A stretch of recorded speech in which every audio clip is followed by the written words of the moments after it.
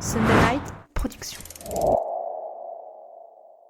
Ça, les analystes de Strava qui aiment bien commenter les performances des uns et des autres, ça doit ça bug de la matrice là dans leur système de pensée. Je vais reparler de ton exemple tout à l'heure qui était très intéressant où tu parlais des anciens obèses où l'entraîneur leur préconisait de faire du renforcement pour sortir de leur ancien pattern moteur. Je déteste les salles de sport, je me sens pas bien dedans. Puis j'avais un regard assez critique sur les mecs qui faisaient de la muscu. J'ai un peu mis de côté mes a priori et c'est souvent très bénéfique d'ailleurs de mettre de côté ces a priori. Et à chaque séance intense, l'entraînement il définit ok, est-ce que je vais finir en étant tendu et en étant sur les rotules ou est-ce que je vais finir en étant relâché et en étant dans le flow dans mon effort.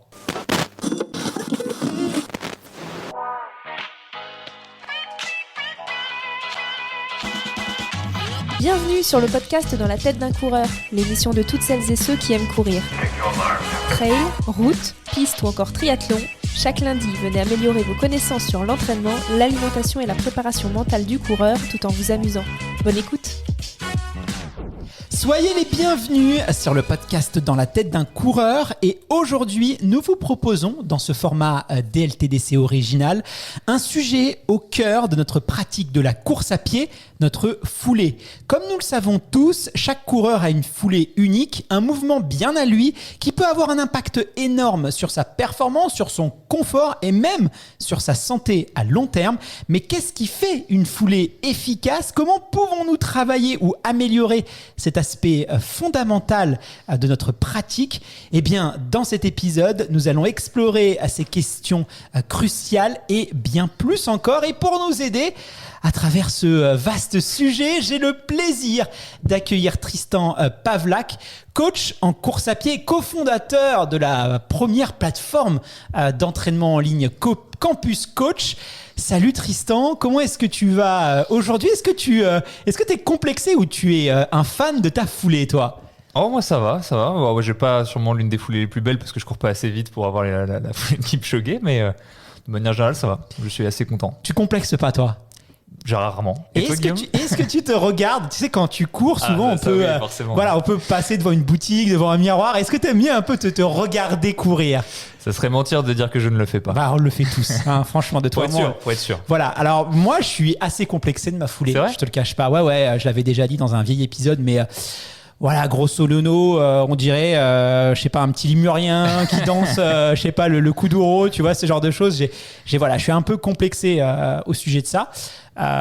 Et je pense même que c'est vraiment ce qui limite, en tout cas ce qui a limité ma performance. Voilà, j'ai réussi à compenser avec un bon cœur, avec d'autres choses. Mais j'ai pas encore, je pense que je peux améliorer cet aspect-là. En tout cas, en matière de foulée, ce qui est sûr, c'est qu'on entend à peu près tout et son contraire. D'un côté, tu as une école de pensée qui suggère qu'il faut laisser naturellement sa foulée se développer, qu'avec l'entraînement, les choses vont se faire tout seul et qu'il ne faut pas trop interférer au risque de causer des blessures. Ça, c'est un peu un camp. Et de l'autre côté, tu as aussi des experts qui recommandent une analyse et un travail de fond, un travail minutieux justement pour améliorer l'efficacité de sa foulée, de réduire les risques. Donc voilà, schématiquement, tu en as qui disent on s'en préoccupe pas et d'autres qui disent au contraire, il faut y passer du temps. C'est des opinions qui sont contradictoires. C'est pas forcément évident. Du coup, moi, en tant que coureur, de savoir quelle stratégie je dois adopter pour améliorer ma foulée. Je pense que nos auditeurs aussi. Toi, en tant qu'entraîneur, qu'est-ce que tu penses de tout ça, de ces deux philosophies ? C'est quoi ton avis par rapport à ça ? Moi, je pense comme tous les entraîneurs, j'ai un biais profond. Je fais pas particulièrement partie des deux écoles, même si on devait me rapprocher à une, j'aurais tendance à me rapprocher de la première plutôt. Je vais donner mon biais tout de suite, comme ça les gens auront une petite idée pour la suite du podcast. Pour moi, on peut travailler sur sa technique, on peut faire des éducatifs, on peut faire de la pratique délibérée sur sa technique, etc. Après, est-ce que ce qu'on travaille, c'est vraiment sa technique ? Par exemple, je te donne un exemple. On fait des montées de genoux parce que tu trouves que tu montes pas assez les genoux. On va sûrement parler de ça tout à l'heure. Est-ce que tu vas vraiment apprendre à monter plus haut tes genoux pendant que tu cours, ou est-ce que tu vas travailler sur ton gainage, sur ta coordination, sur ton dynamisme au sol ? Et en fait, c'est tout ça qui va faire que tu vas mieux courir. Ou est-ce que vraiment tu vas apprendre à mieux monter tes genoux ? Personnellement, je pense que c'est la partie numéro 1 de ce que je viens de dire. Donc voilà, c'est un peu ça mon biais. Et pourquoi est-ce que je pense ça ? C'est parce qu'il y a quand même plusieurs études qui ont montré que l'œil humain était pas très fort pour repérer ce qu'était une foulée efficace ou pas efficace. Parce que tu l'as dit en introduction tout à l'heure, tu m'as dit je pense que ce qui m'a limité, c'était que ma foulée était pas optimale. Donc sous-jacent, ce qui m'a limité, c'est que ma foulée me faisait perdre de l'énergie et était pas assez efficace, me faisait perdre en économie de course, etc. À partir du moment où l'œil humain n'est pas capable de savoir ce qui est efficace et ce qui n'est pas efficace, comment est-ce qu'on pourrait faire pour mettre en place des stratégies de gamme ou quoi que ce soit pour pouvoir le corriger? Donc c'est ça qui m'amène à penser de cette manière-là et qui impose mon biais. J'ai peut-être tort, mais en tout cas c'est ce que je pense. Après, je sais pas si t'es vraiment lié, hein. C'est l'Institut national de la perception de Guillaume, hein. C'est ça l'étude, elle est pas forcément scientifique, mais en tout cas il y a plusieurs années, je crois 2016, 2017, je m'étais décidé à attaquer vraiment en me disant allez, je vais vraiment améliorer ma foulée et j'avais fait tout un travail dessus et franchement j'avais vraiment vu la différence, notamment ma saison de cross qui avait été exceptionnelle. J'ai jamais fait une saison aussi top, et je pense que la foulée dans le cross c'est quand même assez important parce que tu as les appuis, tu vois, il faut beaucoup relancer, ou aussi j'avais beaucoup mieux couru quand il faisait chaud, pendant il y avait une canicule à ce moment-là, et mes résultats étaient quand même meilleurs par rapport à l'année dernière à la même période,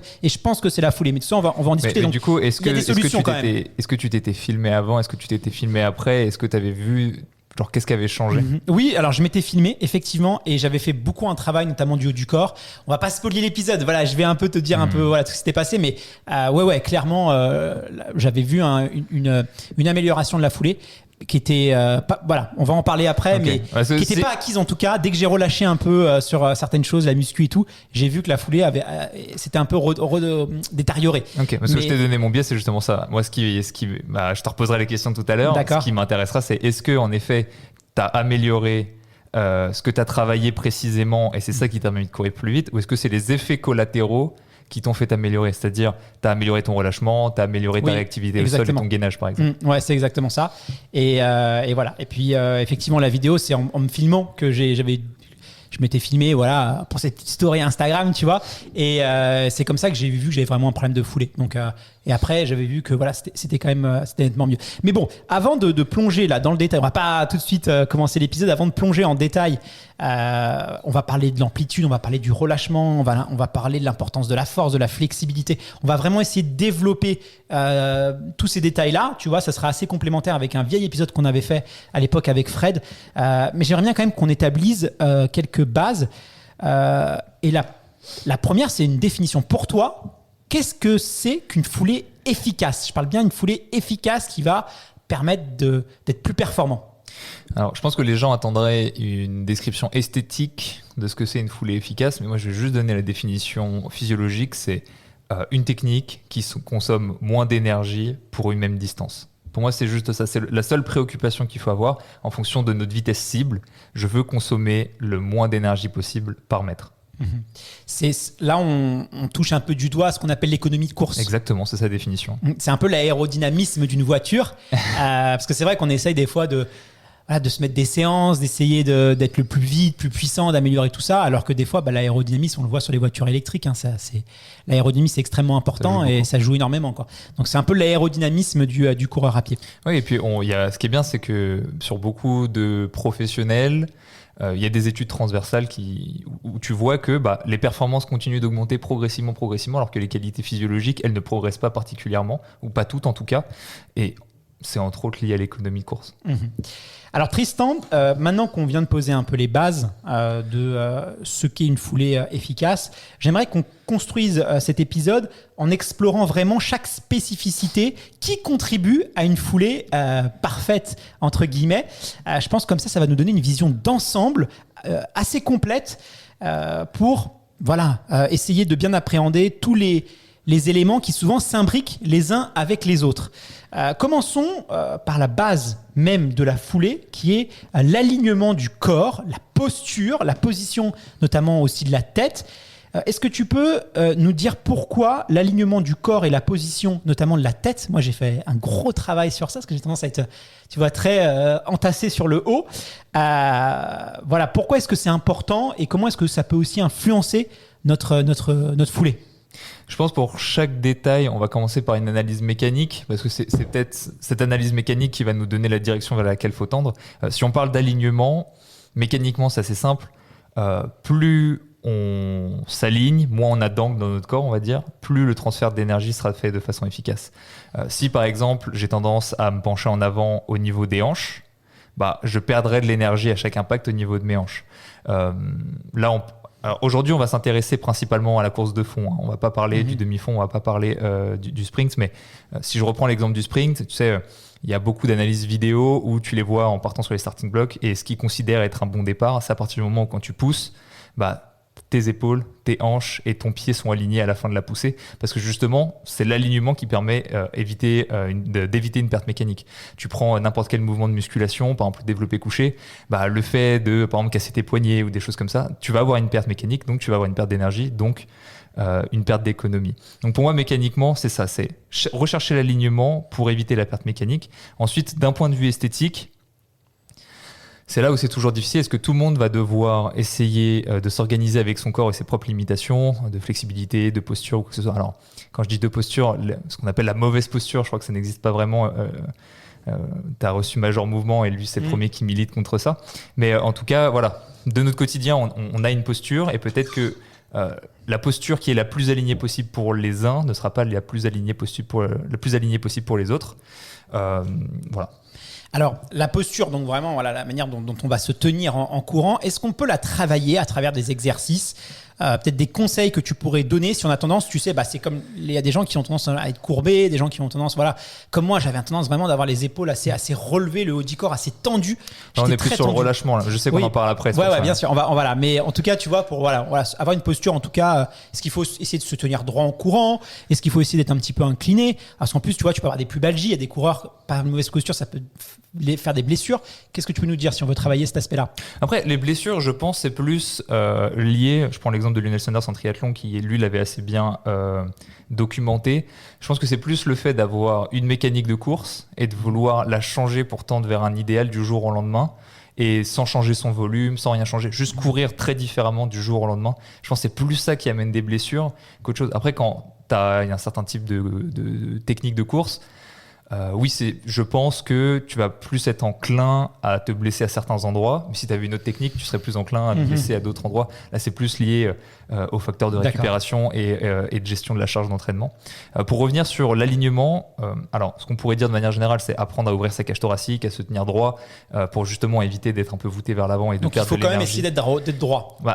Ce que ça veut dire, c'est sans tomber dans la caricature. Ce que ça veut dire en tout cas, c'est en tant que personne, travailler sur sa mobilité thoracique, sur le mouvement de ses scapulas, sur le mouvement de ses épaules, être capable au moins de mobilité pour justement après choisir la meilleure posture que l'on souhaite. Le problème, c'est que si on n'est pas capable de cette mobilité-là, si on peut peut-être même pas s'aligner. Tu vois, c'est-à-dire que quand t'as pas le choix, tu fais ce que tu peux. Quand t'as le choix, tu choisis la posture la plus pertinente. Après, on est encore vraiment dans cette proprioception des alignements. C'est-à-dire qu'on peut faire tout un travail de contraste sur la partie quand tu cours, où t'essaies de te voûter, t'essaies de pas te voûter, t'essaies de pencher en avant au niveau des hanches, t'essaies de te redresser, et tu vois la différence au niveau de ta foulée, au niveau de ton ressenti. Ce travail de contraste, on l'utilise techniquement dans beaucoup de situations, et ça te permet en fait d'avoir un référentiel. Parce que si tu cours tout le temps de la même façon, tu vas intégrer un seul référentiel. Si tu commences à courir de manière différente, tu peux te rendre compte que ton référentiel de base, c'est marrant, quand j'explore autre chose, je me rends compte que je suis plus à l'aise. Mais pour pouvoir explorer autre chose, il faut avoir une palette de mouvements, donc il faut pouvoir être capable de mobilité et de proprioception. C'est la première chose. Après, si on parle en termes de sensations, une des sensations qu'on recommande le plus en école d'athlétisme, on pourrait dire, c'est le fait d'avoir la sensation d'être tiré par les hanches et pas d'être tiré soit par le plexus, soit par la tête. C'est-à-dire que comme si tu avais un boudrier avec une corde attachée au niveau des hanches et qu'on te tirait à partir de là. Ça va éviter de casser au niveau des hanches et ça va te redresser. Si je te mets un boudrier et que je te tire, potentiellement tu seras le plus redressé possible. D'accord. Bon, ça c'est quand même assez intéressant et on va développer justement après le haut du corps, les épaules, les bras aussi, parce que des fois toi-même tu dois le voir, on voit des bras qui partent un peu dans tous les sens, et moi aussi avec la fatigue aussi j'ai tendance à avoir un bras qui part, et on peut le constater, des fois on a des foulées qui sont complètement assez dingues quand on va sur les quais, dans les forêts, on regarde un peu les coureurs, on se regarde un peu tous, c'est vrai, et des fois on voit des trucs assez étranges, tu te demandes même comment c'est possible de courir comme ça, mais voilà, ces gens y arrivent. Au niveau de la posture, moi je connaissais un entraîneur, il était capable comme ça, en regardant quelqu'un, comment il se tient, comment il courait, de savoir s'il était en surpoids par le passé ou pas. Et c'était assez surprenant comme ça. Il arrivait à dire, tiens, toi, tu avais du surpoids, tu étais un ancien obèse ou machin, et ci et ça. Même si la personne était très affûtée, très sec, il arrivait à déceler si cette personne avait du surpoids avant. Alors, ça m'a toujours fasciné. Comment est-ce qu'on peut expliquer ça, toi? Ouais, ça. Alors. Parce qu'il m'expliquait qu'il voyait que les gens avaient tendance un peu à se tasser. Et c'était typique des personnes qui étaient un peu en surpoids avant. Et puis un déséquilibre aussi au niveau du bas par rapport au haut. Et c'est surprenant de voir que les entraîneurs qui ont des regards très aiguisés, très expérimentés, arrivent comme ça à deviner un peu le passé. Parce que ça travaillait plus du bas par rapport du haut, il y avait un déséquilibre. Ça m'étonne pas vraiment. Ce qu'il faut imaginer, c'est que, imagine une personne en situation de surpoids ou d'obésité, il va intégrer un pattern moteur pendant, imagine, 10 ans, 15 ans, 20 ans, enfin le temps que ça va durer. Après, il aura beau maigrir, il va devoir revenir de ce pattern pour se réadapter à son nouveau corps. Et donc, ce processus, il est long. Et en plus d'être long, il faut qu'il soit un peu... soit il va se faire naturellement très lentement, soit il va se faire activement et tu vas accélérer le processus. Et quand je te disais tout à l'heure d'explorer soit par contraste, soit par différentes méthodes des nouveaux patterns, peut-être que justement cette personne-là, elle avait l'habitude de se tenir avec une certaine position pour être adaptée à son obésité. Elle n'a pas redécouvert de nouveaux patterns moteurs, de nouveaux mouvements avec un S. Qui lui ont permis de trouver quelque chose de peut-être plus optimal. Ouais, donc du coup, lui, ce qu'il recommandait, c'était de passer par un préparateur physique pour remuscler certainement la partie plus haute du corps, puisque selon lui, il y avait un léger déséquilibre et qu'il fallait un peu re-régler pour... voilà, et ça, c'est des choses, même ça faisait 10-15 ans que la personne n'était plus en situation de surpoids ou d'obésité. Donc c'est assez fascinant comme ça, des fois, comment on peut... re-régler et faire la minutie, quoi. Mais tu vois, c'est la différence entre 20 ans en situation d'obésité, tu t'adaptes parce que tu n'as pas le choix de t'adapter pour la contrainte pondérale. Quand tu maigris, tu as le choix. Mais c'est pas parce que tu as le choix que tu fais l'optimal. Tu vois, la différence, c'est un peu moi, j'ai pas de barbe, j'ai pas de choix que de ne pas avoir de barbe. Quand tu as une barbe, ça tu peux te raser, ça tu peux la garder. C'est un peu la même chose en fait. Une fois qu'il a perdu son poids, il réouvre un panel de mouvements. Mais c'est pas dit qu'il les explore. Alors il faut que tu laisses ta barbe pousser, c'est ça le secret, parce que pendant longtemps je fais une petite aparté, hein, tu vois, voilà, mais on a le même problème. Il y a peut-être des auditeurs aussi qui ont le même problème. C'est vrai qu'on a longtemps cru que si on rasait la barbe ou les poils, ils allaient repousser plus fort, plus dur. Alors en fait c'est faux, hein, ça, c'est un processus qui se passe une fois, mais ça, voilà, votre fréquence de rasage ne va pas influencer la qualité du poil, hein. Ça c'est une idée reçue qui est très répandue mais qui est fausse. Et donc en fait c'est contre-intuitif, mais il faut laisser au maximum ta barbe pousser, se développer pendant 5, 6, 7 mois, et après tu te rases et tu auras beaucoup mois, Ah ouais, c'est très même un an des fois. Socialement, comment je fais, c'est ça. C'est ça, c'est qu'il faut assumer. Et après voilà. Tu me recommandes de faire un tour du monde pendant un an et de pas me raser. Il y a des gens qui ont essayé ça pendant le Covid et voilà. Putain, j'ai raté la fenêtre. Voilà, ça a marché et c'est très efficace, il paraît. Bon allez, on laisse de côté les soucis capillaires de Monsieur Tristan de côté. On va revenir à nos moutons. Allez, tiens, on va parler des bras. On va passer maintenant à l'utilisation des bras, parce que on va pas se mentir, hein, la plupart des coureurs se concentrent quand même principalement sur le bas du corps. Et pourtant, je le disais, le haut du corps et notamment les bras, ça joue un rôle essentiel. Est-ce que tu pourrais nous expliquer pourquoi les bras sont importants quand on court? Parce que là, franchement, au niveau des bras, on voit des fois des trucs avec des mains qui partent dans tous les sens, des trucs assez comiques des fois. Pourtant, c'est extrêmement important. Je sais que même les entraîneurs chez les petits, des fois, pour leur faire prendre conscience de l'importance des bras, ils les font courir. Sans bras. Non, pas sans bras, c'est bon. C'est en croisant les bras, peut-être en Russie ou en Chine, il y a des méthodes un peu... Mais là, en tout cas, ils les font courir avec des manches de balai ou des choses comme ça. Aussi. Et d'ailleurs, on voit même des fois des gens courir avec des gourdes, tu vois. Ça aussi, c'est pas du tout... même sur le marathon, ça me fait rire, les mecs qui vont taper, mais c'est une perte énorme d'énergie. Voilà, petit focus sur les bras. Là, c'est le guide ultime, on va tout détailler. Qu'est-ce que tu peux nous en dire ? Le mouvement des bras, c'est principalement c'est un double rôle. Un rôle compensatoire au niveau de l'équilibre, parce que tes jambes, elles bougent, elles vont créer un déséquilibre. Et si tu arrêtes d'utiliser tes bras, tu croises tes bras, tu mets tes bras dans le dos, tu vas vite voir que tu vas avoir un gros souci d'équilibre, parce que justement, ta jambe, quand tu vas la propulser vers l'avant, elle va créer une énergie qui a besoin d'être contrebalancée. Donc ça, c'est la première chose. Et la deuxième chose, ça va être un rôle élastique, parce que justement, comme tu vas avoir une torsion au niveau du buste créée par le mouvement opposé de ton bras et de ta jambe, parce que ton bras est opposé à la jambe dans ton mouvement, ça va créer une énergie élastique qui va pouvoir être restituée à chaque foulée. Donc tu as ces deux rôles-là, équilibratoire et créateur d'énergie en rotation. Ça, c'est la première chose. Ce qu'on peut dire, c'est que si on refait un focus un peu mécanique comme on l'a fait précédemment, l'intérêt des bras, ça va être d'éviter de disperser de l'énergie dans une direction qui n'est pas la direction du mouvement. Donc quand tu vas avoir des mouvements latéraux au niveau des bras, quand tu vas avoir un mouvement de rotation, mais qui t'amène en rotation justement et qui ne te sert pas à te propulser vers l'avant, toute cette énergie-là, elle va être à nouveau devoir compenser. Parce que ce que tu veux, c'est pas faire des pas chassés, c'est pas faire des pas éclatés, c'est aller devant. Donc ça, mécaniquement, c'est la chose, c'est orienter son énergie vers l'avant. Après, le problème des bras, c'est que très souvent, ils se tiennent d'une manière... Enfin, tu as comment on pourrait dire, des mouvements de bras un peu particuliers, mais est-ce que c'est parce que tu sais pas utiliser tes bras ou est-ce que tu compenses un mouvement particulier au niveau de tes jambes? Et en fait, tu auras beau travailler sur tes bras ce que tu veux. En fait, il faut revenir à la base. Tu aurais peut-être dû travailler ta qualité d'appui, c'est ça, ta coordination motrice au niveau de tes jambes, et ça t'aurait aidé au niveau de tes bras. Donc ça, c'est la première chose. Tu sais, on entend souvent de la même manière, par exemple, il ne faut pas croiser au niveau des bras. Quand je dis croiser, c'est imaginer un axe qui passe au niveau de votre corps, qui passe au niveau de votre nez, votre bouche, votre nombril. Bah, il ne faudrait pas que tes bras ils passent d'un côté à droite et à gauche. Un balancier, en fait, un mouvement Exactement. de balancier. Voilà. Parce que, alors balancier, oui, là, forcément, tu es en train de jouer de l'accordéon, donc c'est un peu abusé, mais il ne faudrait pas passer cette ligne parce que, puisque tu crées de la force parallèle, en fait. comme tu crées de la force en rotation, tu ne te propulses pas vers l'avant. Théoriquement, pourquoi pas? Mais il me semble qu'on a vu, par exemple, chez beaucoup de coureuses sur marathon en particulier, qu'elles croisent. Et en fait, elles sont genre championnes du monde. Ouais, c'est pas. Oui, alors. C'est pas une science infuse. Et pourquoi? Peut-être, imagine, morphologiquement, imagine, tu as des différences morphologiques entre les hommes qui sont champions du monde et les femmes qui sont champions du monde. Peut-être que cette différence morphologique fait que les femmes doivent croiser au niveau des jambes pour, je sais pas, compenser une longueur de jambe ou quelque chose comme ça, j'en sais rien. Alors justement, dans la position des bras, je vais aussi te donner ce qu'on entend à droite, à gauche, et tu vas nous dire si c'est des conseils pertinents ou pas.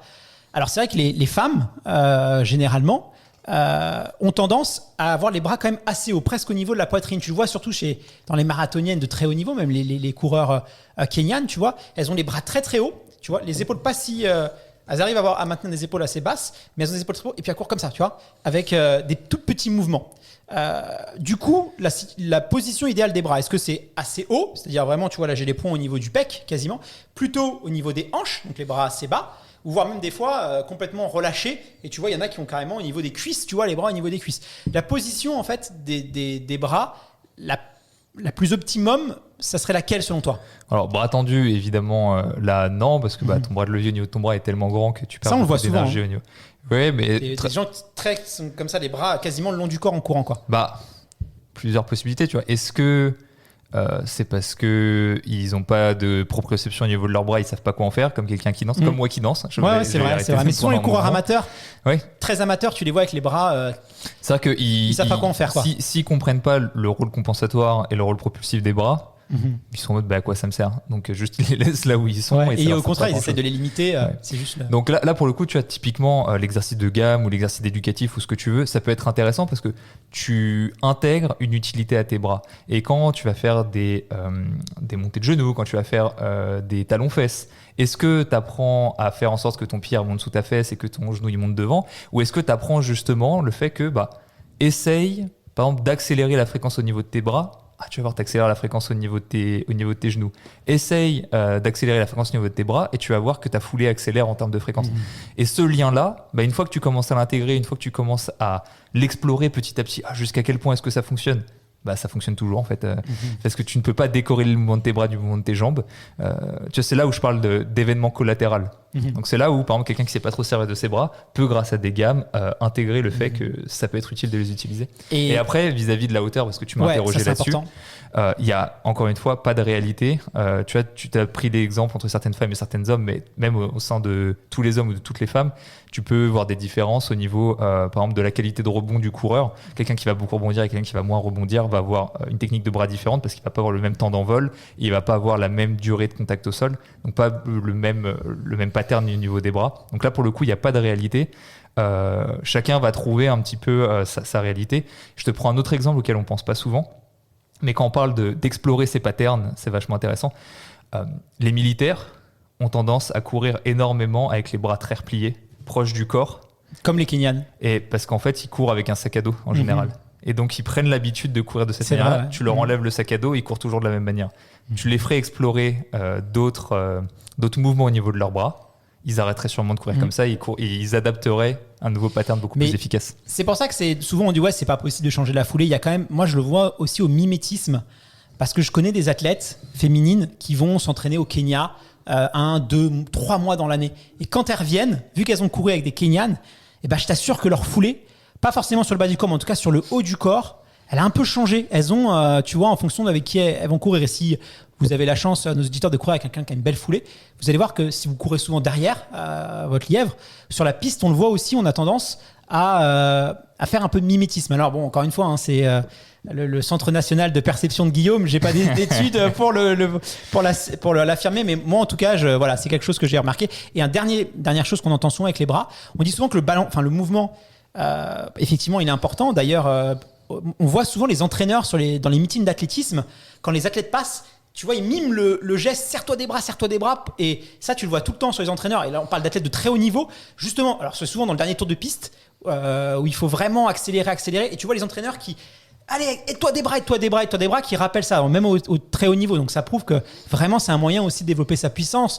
Allez, dans les derniers 100 mètres, quand on veut franchir la ligne d'arrivée, ne pensez pas qu'à mettre de la fréquence au pied, servez-vous aussi de vos bras pour vraiment essayer d'aller plus vite. Et on dit souvent aussi que les épaules, c'est pas forcément, parce que j'entends les bras qui doivent bouger, mais le mouvement doit plus venir des épaules aussi. Ils ont un rôle dans le balancier du bras. Est-ce que c'est vrai ou est-ce que c'est faux, ça? Qu'est-ce que t'en penses? Alors vis-à-vis des bras et de ce que tu dis sur piste, c'est très vrai. Sur cette corrélation entre le mouvement des bras et le mouvement des jambes, c'est à partir du moment où tu n'en peux plus, où tu dis je ne peux plus accélérer, switch de focus, et au lieu de te dire il faut que j'accélère, tu te dis il faut que j'accélère ma fréquence de bras. Parce que mentalement, tu as intégré le fait que tu es KO et que tu ne pourras pas accélérer. Mais si tu augmentes ta fréquence de bras, alors que tu conserves ton amplitude de foulée évidemment, tu vas accélérer, mais parce que tu auras changé de focus. Et donc tu peux essayer de jouer un tour à ton cerveau justement par ce biais-là. Ensuite, est-ce qu'il faut... alors, épaule, je n'ai pas trop entendu souvent. Moi, ce que j'entends, c'est focaliser au niveau de la main ou focaliser au niveau du coude. Ouais, le coude d'épaule, c'est ça. Ouais, là, pour le coup, je pense pareil, ça dépend des gens et ça dépend de la manière dont ils ont une proprioception de leur corps. Tout ça, hein, comme tu disais tout à l'heure pour la posture, il ne faut pas hésiter à essayer, notamment sur ces footings un peu très très lents. Et vous allez voir d'ailleurs que votre rythme cardiaque peut naturellement plus baisser si vous pensez à vous relâcher, si vous pensez à être un peu plus détendu des fois. Vous allez voir que il ne faut pas hésiter à essayer des fois de temps en temps ces petits ajustements. Tu vois, je ferai quand même attention à ce genre de conseils pour une raison simple, c'est que très souvent les gens ils courent en endurance fondamentale. J'espère qu'ils courent en endurance fondamentale. Et ce que tu les entends dire, ça va être ma foulée elle est pas belle, mais parce qu'ils se comparent à Eliud Kipchoge. Mais c'est normal parce qu'ils sont en train de courir à 10 km/h et ils voient Eliud Kipchoge courir à 23. Donc c'est sûr qu'à 23 km/h, le mec a une foulée géniale. Quand tu cours à 10, tu pourras jamais avoir le même type de foulée. Oui, mais tu peux travailler ton relâchement, tu peux travailler ta posture. Bien sûr. Je parle pas vraiment il y a plein de choses que tu peux travailler aussi. Relâchement, posture, tu peux vachement travailler sur ça. Mais relâchement avec ça, je suis totalement d'accord. Et puis, quitte à faire un footing tranquille, autant être le plus relâché possible. Ça, je suis d'accord. Et puis ça ancre des habitudes. Mais si ensuite, parce que par exemple, il y a beaucoup de coureurs qui vont faire 1500 mètres en 4 minutes 20 et qui vont courir leur footing en j'en sais rien moi, 10 km/h, 12 km/h. Sur le footing, ils vont pas pouvoir travailler autant leur technique que quand ils vont travailler leur allure de course. Il y a les bras, il y a les mains aussi. On reparlera tout à l'heure du relâchement parce que c'est très corrélé, mais des fois on voit des gens avec les mains très très tendues. On reparlera du relâchement, mais je vais mettre la position des mains, les points. Tu fais un petit teasing pour la suite. Voilà, pour la suite. Quelqu'un qui a les mains tendues, il dit il va falloir que j'attende la fin de l'épisode pour savoir ce qu'il faut faire. Ce que je te propose maintenant, c'est qu'on aborde un aspect crucial pour améliorer la foulée. On parle pas beaucoup de ça d'ailleurs. Et là, on va s'attarder un petit peu dessus. C'est la force et la flexibilité. À mon grand désarroi, il suffit pas simplement de courir pour développer une foulée efficace. Il faut aussi des fois passer par du renforcement musculaire. Alors justement, quand je t'ai dit en début d'émission que moi j'ai fait un gros travail sur ça, c'est quand même beaucoup passé par le travail de renforcement musculaire, quasiment essentiellement même par rapport à ça. Est-ce que tu peux nous parler un petit peu justement de l'importance du renforcement musculaire justement dans l'économie de course et dans, a fortiori, la foulée? Avant de parler de l'économie de course, je vais reparler de ton exemple tout à l'heure qui était très intéressant où tu parlais des anciens obèses où l'entraîneur leur préconisait de faire du renforcement pour sortir de leur ancien pattern moteur. C'est très intéressant parce que une hypothèse que tu peux faire, c'est à force de courir, tu répètes toujours le même pattern et rien ne te force à en sortir.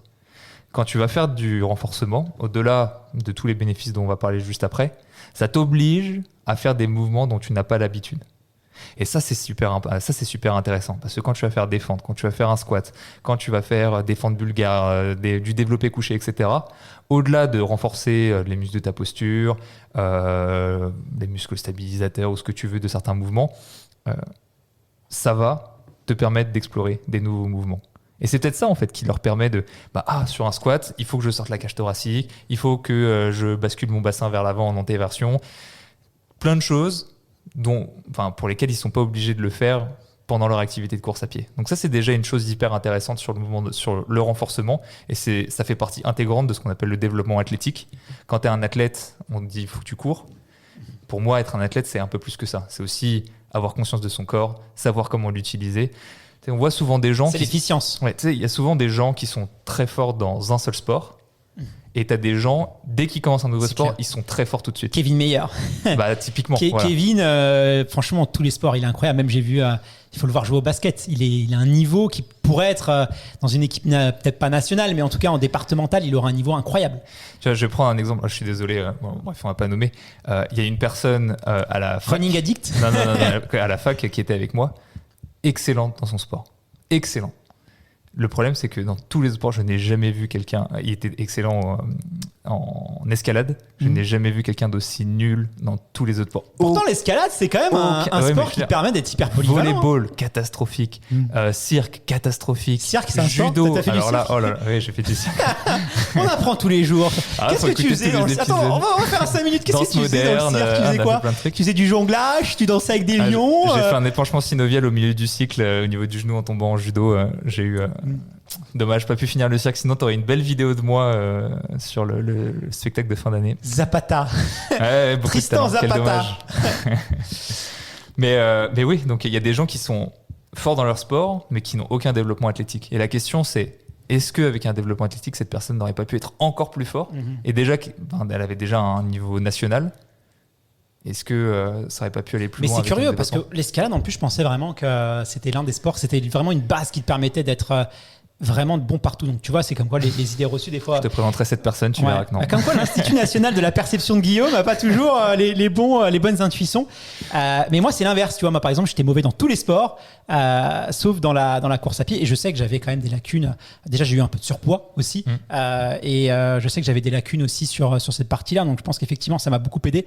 Et tu le vois souvent en phase de reprise, ceux qui arrêtent l'hiver ou l'été. Tu vois, mais c'est même les biceps. Tu vois, enfin, on se rend vraiment pas compte du nombre de muscles qu'on sollicite en courant. C'est impressionnant. D'ailleurs, on aura une capsule avec Fred spécialement qui sera diffusée le vendredi. Encore une fois, je ne sais pas dans quel ordre, si elle a été diffusée avant ou après, mais focus justement sur la musculation, parce que Fred sort un livre assez incroyable sur ça. Et on ne se rend pas compte, je crois que c'est plus d'une centaine de muscles, même 150, 180 muscles qui sont sollicités. C'est pas seulement les mollets, les cuisses et les abdos. Il suffit, pour n'importe quel coureur de fond, faites une séance, alors soit de vitesse sur des 100 mètres, mais même un peu plus long sur des 200 mètres. Alors 100 mètres, ça fonctionne très très bien parce que la vitesse étant extrêmement élevée. Alors il faut y aller progressivement parce que sinon vous allez vous blesser évidemment. Vous allez ressentir des courbatures et des muscles que vous n'avez jamais sentis. Et pourtant, s'ils travaillent sur de la très très haute vitesse, une grande chance qu'ils travaillent quand vous courez un peu plus lentement. Mais pour revenir donc sur le travail de renforcement, ce qu'on peut rajouter derrière, ça va être, alors évidemment, tu peux gagner en volume un peu musculaire, ce qui peut être réutilisé pour d'autres choses ensuite pendant ton activité. Mais sinon, tu vas jouer sur le rôle nerveux. Quand je dis rôle nerveux, c'est l'influx nerveux sur ton muscle, parce que la course à pied, comme c'est très sous-maximal, tu vas rarement utiliser un influx maximal, alors que sur des exercices, par exemple, un peu généraux, tu vas mettre très lourd. Là, pour le coup, tu vas utiliser un gros influx. Mais au-delà de l'influx vraiment vers ton muscle, tu vas aussi travailler sur ta coordination intermusculaire. Quand tu fais un mouvement, si tous tes muscles se contractent, ton quadriceps et ton ischio, tu vas perdre de l'énergie. Donc tu vas justement travailler un peu sur cette efficacité-là. Après, tu peux travailler sur d'autres choses, sur le taux de développement de la force, enfin plein de... Après, tu peux faire plein de choses, mais bref. Et donc ça, c'est une première chose, la réponse nerveuse. Et la deuxième chose, la raideur musculaire, parce que tous les tissus un peu passifs, comme le tendon ou les ligaments, ces choses-là, répondent extrêmement bien aux charges lourdes. chose qui n'est pas toujours évident en course à pied. Toi, tu penses, un athlète qui veut vraiment faire un travail de foulée, un Guillaume, tiens, tu vois, voilà, un Guillaume qui veut faire un gros travail de foulée parce que voilà, il sait qu'il a des grosses marges par rapport à ça. Est-ce que tu penses que tu peux y arriver sans passer par la case musculation avec charge? Ou c'est pour toi une étape quand même quasiment indispensable, sinon tu passeras à côté de quelque chose? Parce que vraiment, voilà, demain un auditeur nous écoute, il veut travailler sa foulée, il faut, quoi qu'il arrive, qu'il passe par des séances de muscu. C'est une question un peu difficile parce que quand tu parles de musculation, en fait, tu parles pas que de technique, tu parles aussi de santé. Donc, est-ce que quand tu es plus en santé, on peut partir du principe que tu seras un meilleur coureur à terme et que ça va t'ouvrir? Après, souvent, moi, je vois beaucoup de... Alors, c'est peut-être mon feed d'Insta qui est comme ça, mais je vois beaucoup de réels sur Instagram. Et puis, d'ailleurs, Fred n'arrête pas d'en partager, donc c'est sûrement à cause de lui, à cause ou grâce. Mais tu vois, des Kenyans ou des Éthiopiens qui... font énormément, une sorte de danse à l'échauffement, c'est clair. Beaucoup de grands mouvements. Mais tu vois, quand on parle d'exploration de mouvement, on est en plein dedans. En plus de rebondir énormément. C'est beau à voir en plus. En plus de rebondir énormément, donc ils travaillent leur qualité élastique de façon extrêmement extensive. Là où en coordination en plus. Là où toi tu fais un footing de 40 minutes, ils font 40 minutes, mais ils font 20 minutes ou 30 minutes de trucs comme ça juste avant. En termes de rebond au niveau des mollets, alors la contrainte cardio-musculaire est très basse, mais la contrainte mécanique est très élevée. Et ça se retrouve dans leur performance. Ça, c'est une première chose. Mais en termes d'exploration de mouvement, les mecs, ils ont tout compris. Donc, eux, je suis pas sûr qu'ils fassent de renforcement. Ils ont une belle foulée, mais c'est parce qu'ils explorent le mouvement. Et donc, ils travaillent une partie de leur qualité athlétique. Après, comme je te l'ai dit, comme il y a aussi l'aspect santé, t'as le choix. Soit tu fais ça, soit tu fais du renforcement. On va dire côté un peu plus occidental. Allez voir sur Internet gamme, exercice, coureur éthiopien. Suivez Fred sur Insta. Ouais, ou suivez Fred sur Insta. Et franchement, c'est magnifique à voir. C'est presque artistique. Parce qu'ils sont en groupe, ils sont hyper coordonnés. Exact. Moi qui l'ai vu en vrai, c'est impressionnant. Alors ça paraît très simple à faire. C'est très quand tu le fais vraiment, c'est beaucoup plus dur. C'est comme voir un cuisinier éplucher tu vois, des légumes. Enfin, ça a l'air tout simple et quand tu le fais, tu te rends compte que non. On parle de coordination, on pourrait parler de rythme aussi. On pourrait parler de coordination œil-mouvement. Il y a plein de choses où tu as l'impression que c'est un truc à la con pour un échauffement. Oh non. Mais même en athlète, les sprinters, quand ils font leur gamme et tout, alors souvent c'est aussi pour intimider leur adversaire, mais c'est. Enfin, moi, par exemple, je sais pas le faire, donc je fantasme sur ça, je trouve ça vraiment magnifique. Donc, voilà. Et écoute, c'est intéressant. Et d'ailleurs, souvent, alors c'était Nico, Running Addict, on embrasse au passage s'il nous écoute. Il a fait une vidéo avec un youtubeur muscu, je sais plus comment. Nassim, voilà. Et Nassim expliquait que. On te fait des bisous aussi, Nassim. Ouais, parce que souvent, tu sais, c'était un peu ce côté, qui est en meilleure santé entre le cardio et la muscu. Il y a un peu cette dualité musculation et cardio, tu vois, entre guillemets. Et chacun pense finalement que c'est lui qui est en meilleure santé. Vous demandez à un mec qui fait de la muscu, il est persuadé d'avoir la meilleure santé possible, alors que nous, les courants, on va la regarder en disant attends, les mecs, ils sont souvent sous nutrition. C'est souvent, tu vois, je parle du mec qui fait du bodybuilding pour montrer un peu ses machins et que bon. Voilà, ça nous fait un peu rire. 2 étages, il a les cuisses congestionnées. Voilà, c'est voilà, machin. Et il y en a qui se reconnaîtront. Et les mecs du cardio se disent mais attends, ils sont tout minces, il y a aucun muscle, ils travaillent pas et tout.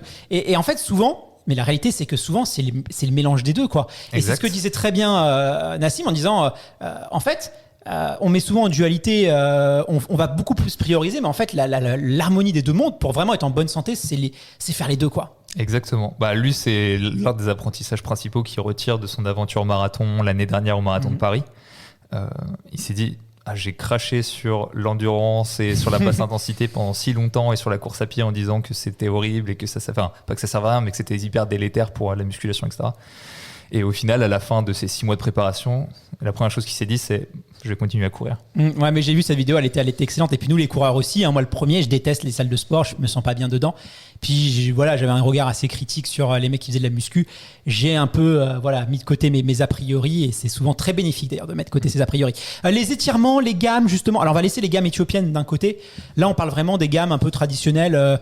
Étirements, gammes qu'on peut faire après la course. Est-ce que s'étirer, par exemple, alors on va pas refaire. On a fait, comme tu dis, avec Major Mouvement, on a déjà beaucoup parlé des étirements, mais voilà, est-ce que quand même gamme, étirement dans tout ce côté de force, ça c'est utile? Pour le côté de force, non. L'étirement, ça peut être intéressant pour l'amplitude de mouvement à partir d'un certain niveau. Parce que quand tu commences à courir à 20 km/h, un peu au-dessus, tu vas aller vers des amplitudes de mouvement quand même assez importantes. Après, c'est vrai qu'il y a des gens qui ont de telle restriction de mobilité, ça dépend où est-ce que tu es. Si juste tu es capable de mouvement, que tu es capable de bouger, tu peux descendre un squat, tu peux faire, on parle encore de qualité athlétique. Si tu en es capable, est-ce que tu as besoin particulièrement, je laisserai Major Mouvement nous le dire. Pour moi, c'est pas forcément une priorité. Par contre, si ta restriction de mobilité t'empêche de courir comme tu pourrais courir, là ça commence à devenir un peu encore une fois du coup. Une question de potentiel. Si je peux bouger, faire les mouvements et que je ne les fais pas, c'est un choix. Si je ne peux pas les faire, c'est une obligation, donc là ça peut être problématique. Moi, l'assouplissement, je l'ai mis de côté. J'en ai déjà pas mal parlé, mais quand tu fais de prépa marathon, prépa trail, tu as quand même tendance à avoir pas mal de raideurs. Et ça, c'est une erreur que j'avais faite lors de ma prépa marathon, que je ne referai plus. Je travaillerai vraiment un peu sur l'assouplissement. J'étais parti du principe. En fait, j'avais tout mélangé, étirement, gamme, machin.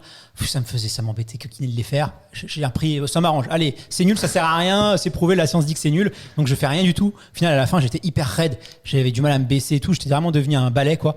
Donc, ne jetez pas le bébé avec l'eau du bain. Des exercices d'assouplissement, ça peut être intéressant. Et puis, niveau de l'amplitude, c'est intéressant de voir, parce que nous, on l'utilise beaucoup en natation, mais ça va aussi en course à pied. Faut pas oublier que si tu répètes dans ton quotidien des mouvements qui te demandent une forte amplitude, tu vas avoir tendance à développer ton amplitude de mouvement. Si tous les jours tu mobilises tes articulations dans toute leur amplitude, tu vas avoir tendance à la conserver. On pourrait partir du principe et faire l'hypothèse que dans ta préparation marathon, et tu parlais de trail, c'est peut-être la même chose, que comme tu utilises majoritairement beaucoup de basse intensité et que même tes allures de course, ça fait pas explorer une grande amplitude de mouvement, du coup tu la perds. Alors que si tu faisais de l'allure 3000, de l'allure 1500, j'avais pas de problème avant. T'ouvres ta foulée, tu utilises de manière régulière, pas tous les jours évidemment, enfin je vous conseille pas de faire de l'allure 1500 tous les jours, de manière régulière, t'ouvres ton amplitude, donc tu la développes ou au moins la conserves. Exactement, et j'avais pas de problème avant quand j'étais en prépa piste, cross, 10K, et ça c'est quelque chose que j'ai découvert sur le tard. Donc voilà, c'est bénéficier un peu de l'expérience des uns et des autres, même si on est tous différents. Tristan, on peut pas faire un épisode sur la foulée sans parler de la cadence, qui fait d'ailleurs de plus en plus parler d'elle, parce que moi la cadence, je t'avoue que j'en ai très peu entendu parler, mais c'est vrai que depuis l'essor de nos fameuses montres GPS, je sais pas pourquoi, il y a un culte de la cadence. Moi je reçois plein de messages de coureurs qui me parlent de la cadence.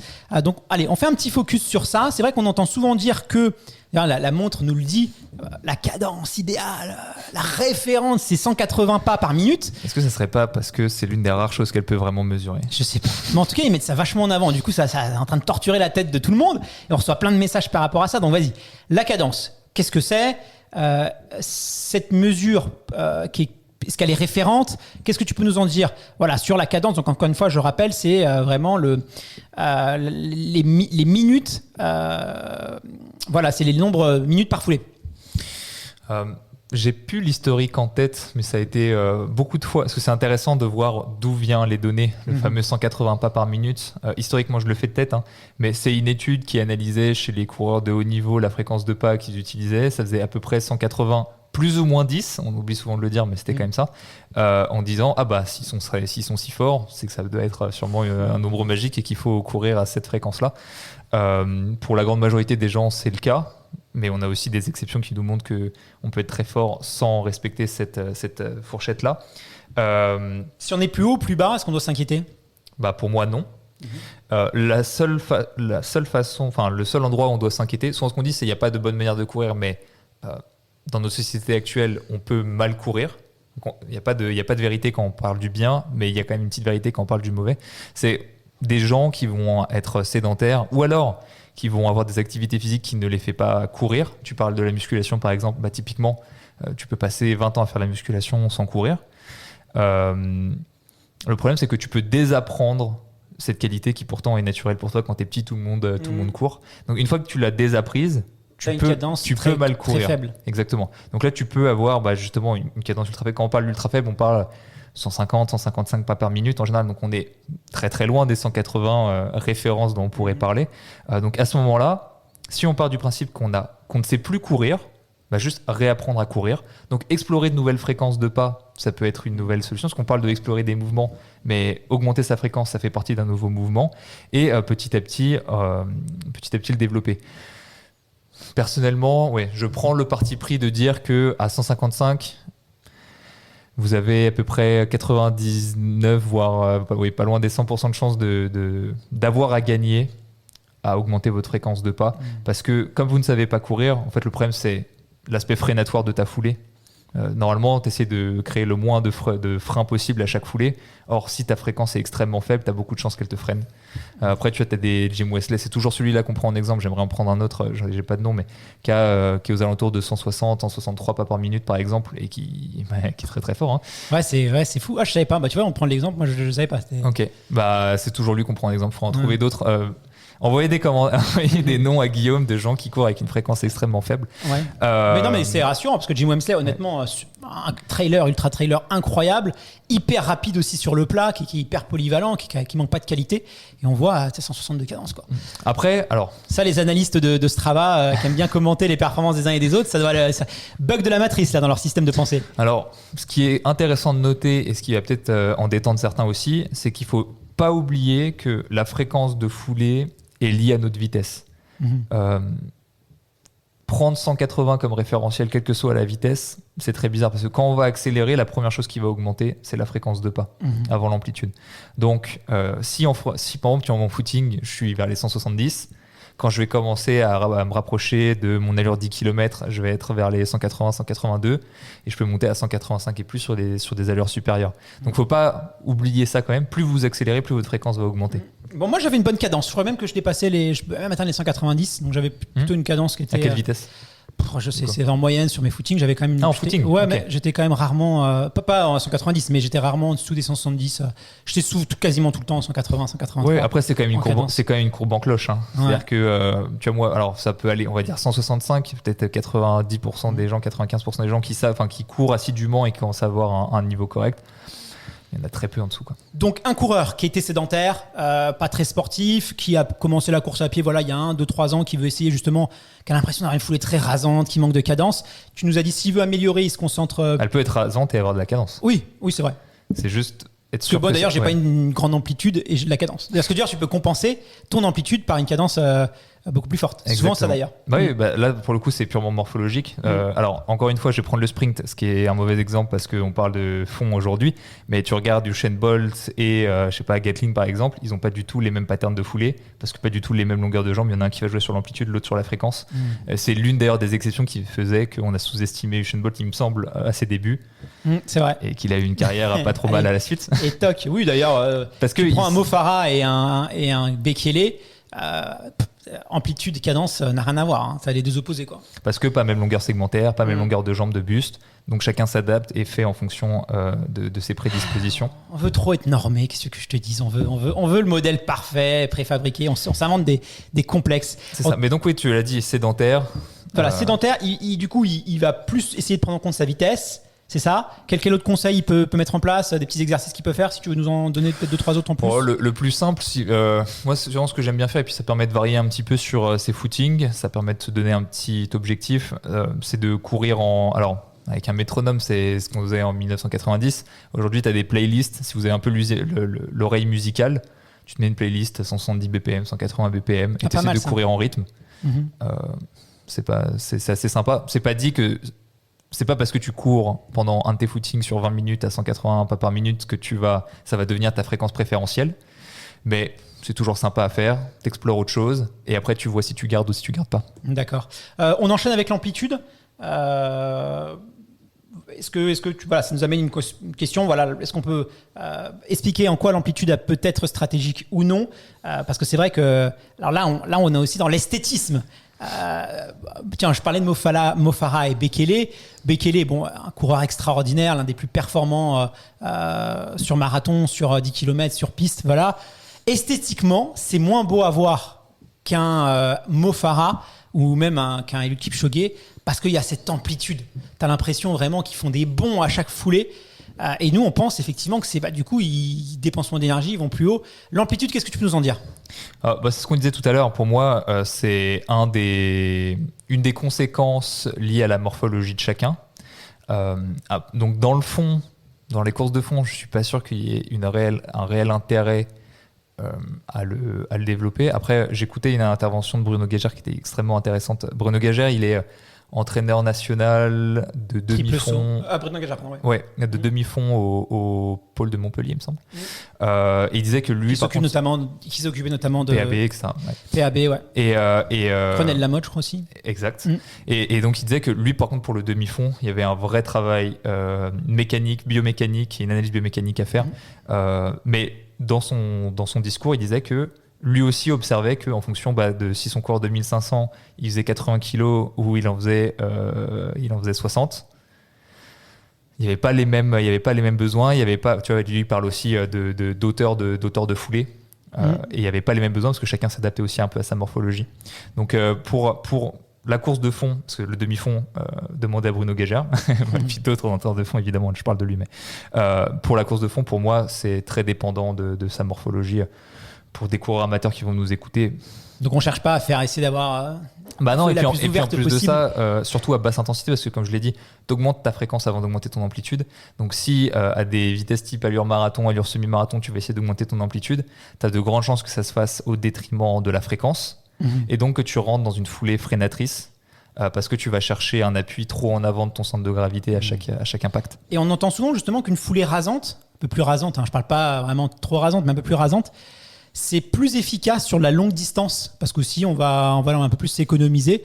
C'est vrai, c'est faux. On sait aussi que des coureurs de demi-fond 800, 1500 jusqu'aux 3000 mètres steeple peuvent des fois justement essayer de réduire un peu leur amplitude pour avoir une cadence et une pose de pied aussi qui va changer. Est-ce que c'est vrai, voilà, rasante, ça peut être aussi plus bénéfique sur longue distance, sur trail? Moi, je me souviens, alors j'ai pas l'étude en tête, mais je pourrais te la retrouver très facilement, qui comparait ce qu'on appelle foulée aérienne, très en rebond, foulée terrestre, très rasant, et qui montrait qu'en dessous de 14 km/h, tu n'avais pas de différence particulière. Donc, en termes de vitesse pure, il n'y a pas de différence. Après, tu as beaucoup d'études qui sont faites au repos. Ce serait intéressant de refaire la même étude après que les gens aient couru 2 heures. Et voir si c'est toujours la même chose. Donc ça prédétermine pas ce qui se passe au-dessus de 14 km/h, et ça ne prédétermine pas ce qui se passe après 2 heures de footing. Mais potentiellement, c'est sûr que si on a une foulée extrêmement aérienne, c'est un peu comme si tu courais en pointe. Tu pourrais dire, tu es forcément un peu actif au niveau de tes muscles, et donc sur la durée, ça va un peu plus te marquer. Après, être très aérien à 13 km/h, c'est peut-être qu'on n'a pas exploré assez de mouvements. Ouais. Je comprends bien. Alors, on a abordé beaucoup de détails sur la foulée jusqu'à présent. Il y a quand même une question qui revient souvent parmi les coureurs, c'est la manière dont le pied touche le sol. Ça, c'est un débat qui déchaîne les passions. Là, voilà, là, on rentre dans la polémique, tu vois, parce que c'est vrai que. Alors, il y a l'attaque talon, on en a déjà beaucoup parlé, mais il faut en reparler parce qu'encore là récemment, j'ai vu un reportage, tu vois, sur une chaîne d'infos, et puis il y avait un coach, pas vraiment spécialisé dans la course à pied, qui disait, voilà, faut pas t'attaques par le talon, c'est pas bien, il faut attaquer, voilà, qui disait, il fallait attaquer devant, à l'avant du pied, c'est beaucoup mieux, tu vas moins te blesser, patati patata. Donc voilà, je pense que c'est assez intéressant de faire une petite piqûre de rappel. Comme on dit, c'est pas parce qu'on a le droit à la parole qu'on a forcément quelque chose à dire. Voilà, bon après, pas tout le monde est spécialiste, hein, c'est bon, voilà, voilà. Bon, il y en a qui nous disent attaque talon. On va dire que le débat a quand même pris un peu de hauteur, on a nuancé un peu tout ça. L'attaque talon, paraît-il, voilà, que ce serait pas si néfaste que ça. D'autres personnes quand même prônent le fameux médio-pied. On sait que ça a été aussi un peu, notamment avec toutes les questions autour de la foulée minimaliste, des chaussures minimalistes, ce genre de choses. Évidemment, on fait un podcast sur la foulée, donc on va passer par cette question-là, même si on l'a déjà beaucoup traité. Toi, ton avis par rapport à ça, est-ce que tu peux nous éclairer? Attaque talon, attaque avant-pied, médio-pied, le Graal? Si on doit résumer un peu le sujet, je dirais que historiquement, on a tiré sur l'attaque talon parce que quand on a une faible fréquence de pas et qu'on a une foulée freinatrice, je pense qu'elle ne peut que être attaque talon. Ce serait très bizarre, quelqu'un avec une faible fréquence qui est sur la pointe du pied et qui est freinatrice sur la pointe du pied, ce serait très bizarre mécaniquement parlant. Il y a toujours des exceptions, mais en gros, on pourrait dire qu'une foulée qui est freinatrice, et on peut partir du principe qu'elle est un attaque talon. Donc, certaines attaques talons peuvent être problématiques parce que les gens ne savent pas courir, mais sur une foulée qui ne l'est pas, c'est-à-dire avec un pattern de mouvement normal et avec une prise d'appui, on pourrait dire ça, une mise en charge du pied proche du centre de gravité. Tant que, si c'est le talon qui touche en premier, si c'est le médio-pied ou la pointe du pied, on s'en manque un petit peu. Faut juste pas que ça soit freinatrice. Faut juste pas que ça freine. C'est juste ça et que ça soit pas pathologique évidemment. Mais pour moi, il n'y a pas de préférence parce que chacun a son pattern. Ce qu'on parle souvent, on a la notion de talon proprioceptif où c'est le talon qui va toucher en premier, mais en fait le pied déroule et la mise en charge se fait pied à plat quoi qu'il arrive. Ça après on peut aussi aller voir un podologue, voir si sa chaussure est adaptée. Faut pas, j'imagine, hésiter par rapport à ça. Non, tu fais la grimace. Je crois qu'on en revient un petit peu de ça. Ah bon, tu penses ? C'est-à-dire que quelqu'un qui sait courir, Eliud Kipchoge, est-ce qu'on prend toujours les exceptions en exemple, on tire le fil jusqu'au bout, tu lui mets un drop de 12, un drop de 4, une chaussure de 300 grammes ou de 180, il courra toujours avec le même pattern. D'accord. Et puis la pose du pied au sol, ce qu'il faut, c'est que ça, on leur. Je veux dire, il va pas courir à 155. Oui. Et évidemment, elle sera peut-être un petit peu modifiée. Bien sûr, ça va pas foncièrement changer. Mais si t'as déjà pas tous ces acquis, pas toute cette connaissance, tu vas un peu te laisser guider par. Si tu cours pieds nus ou en pointe, c'est sûr que tu vas courir sur la pointe du pied. Ça, pour le coup. Il y a quand même cet élément à prendre en compte, c'est que la pose du pied sur le sol peut aussi varier aux fonctions du moment où on se trouve. Il y avait un Courir Intelligent, je ne sais pas si tu connais cette chaîne YouTube. Ouais, il poste plus grand chose en ce moment, c'est dommage. C'était quand même... 5 vidéos, 5 bangers. Voilà, c'est vrai que il nous manque. Reviens s'il te plaît, parce que je ne suis pas d'accord tout le temps avec ses analyses, mais il faisait quand même du sacré beau boulot. Boris, je crois qu'il s'appelle. Donc si tu nous écoutes, reviens sur YouTube, tu nous manques. Ses dernières vidéos sur des pépites, allez voir Courir Intelligent sur YouTube, c'est vraiment un travail très minutieux. Après, il a ses partis pris, donc à vous de voir, mais c'est intéressant. Il avait analysé justement la foulée des marathoniens au départ, après 30e, 40e kilomètre, et puis ça évolue, parce que si le corps est assez fatigué, si les mollets... la pose du pied va varier aussi, donc il ne faut pas penser qu'il y a une pose du pied qui serait la plus efficace, problématique et tout, parce que en fonction de la fatigue et tout. Et lui, il avait constaté que sur les 20 premiers, cette légende qu'il n'y aurait qu'une pose du pied qui serait parfaite n'allait pas. Bon, après, il est la bienvenue dans le podcast, si tu veux faire un épisode. Boris, viens, tu en parleras mieux que moi, parce que j'ai pas envie de travestir tes propos. Voilà. Alors, là, j'ai gardé un peu le meilleur pour la fin de partie de ce podcast. Moi, un sujet qui m'intéresse énormément, c'est le fameux relâchement. On met plein de choses derrière le mot relâchement. J'ai quand même l'impression que c'est un concept qui reste un peu flou. Cours, sois relâché. Bah oui, c'est ça. Vas-y, je vais. Merci de me l'avoir dit, tu vois. Ça y est, ça va changer ma vie, tu vois. Parce que il y a quand même plein de choses qui se cachent autour de tout ça. Bon, moi, voilà, je suis un coureur assez tendu. Je suis un garçon assez anxieux par nature. Donc, je suis une boule de nerfs actif et tout. Donc, je suis tendu. J'aimerais courir en étant plus relâché. Qu'est-ce que tu peux nous en dire par rapport à ça, sur le relâchement courant, et pourquoi est-ce que c'est important? Parce que c'est quand même important. On va revenir sur les principes mécaniques qu'on a utilisés au début du podcast. Ce qu'on peut dire, c'est la crispation, c'est une activation musculaire, et donc c'est une dépense d'énergie. Toutes les crispations musculaires qui ne sont pas induites par le mouvement et qui ne sont pas nécessaires au mouvement sont donc une perte d'énergie non nécessaire. Donc potentiellement de l'énergie qu'on n'aura pas en fin de course ou des choses comme ça. Donc oui, c'est là où le relâchement, on parle souvent au niveau des épaules, on parle au niveau des mains, et puis même au niveau de la posture, au niveau de manière générale, peut avoir un intérêt. C'est juste une désorganisation motrice, on pourrait dire. Après, c'est vrai que sur les comment on pourrait dire, mais même sur le visage, on parlait des mains justement, on va en parler, du visage, le visage qui est tendu quand on va grimacer. Et puis tout ça, c'est des choses qu'on peut assez corriger. En plus, il y a beaucoup d'analyses sur la crispation du visage et le fait de ressentir la douleur et le lien de plus t'es crispé, plus tu vas être en douleur, et le fait de sourire, le fait d'être relâché, tu peux avoir des impacts positifs en plus de tous les effets placebo. Donc ça joue là-dessus. Mais vraiment mécaniquement parlant, on pourrait juste dire que c'est une perte d'énergie non utile au mouvement. Donc comment est-ce qu'on peut faire justement pour courir en étant un peu plus relâché? Moi, un conseil qu'on m'avait donné, parce que j'avais tendance à avoir les épaules assez hautes et qui s'est avéré efficace pour moi. Après, voilà, c'est peut-être, tu seras pas d'accord avec ça, mais c'est d'essayer de lever le cou un peu comme une girafe. Vous voyez, c'est-à-dire vraiment de te tendre autrement. Voilà, d'essayer de relever le cou. Voilà, j'imagine en fait moi en courant que je suis une girafe. Tu vois, j'essaie de développer le cou pour relâcher naturellement les épaules. Ça marche plutôt bien. Ensuite, souvent on voit les mains crispées. Donc voilà, j'hésite pas à faire des mouvements de bras pour relâcher les bras. Et on voit aussi souvent des coureurs au niveau des épaules, dans les descentes, tu vois, ou dans les parcelles quand ils veulent se relâcher. Hop, ils vont faire des petits mouvements d'épaule comme ça pour, tu vois, c'est aussi dans la respiration. Et donc faire des fois de temps en temps, dès qu'on sent qu'on est un peu tendu, essayer de faire ce travail presque méditationnel, tu vois, de spirituel, tu vois. Méditatif. Voilà, méditatif, c'était le mot que je cherchais. Merci de venir à mon aide.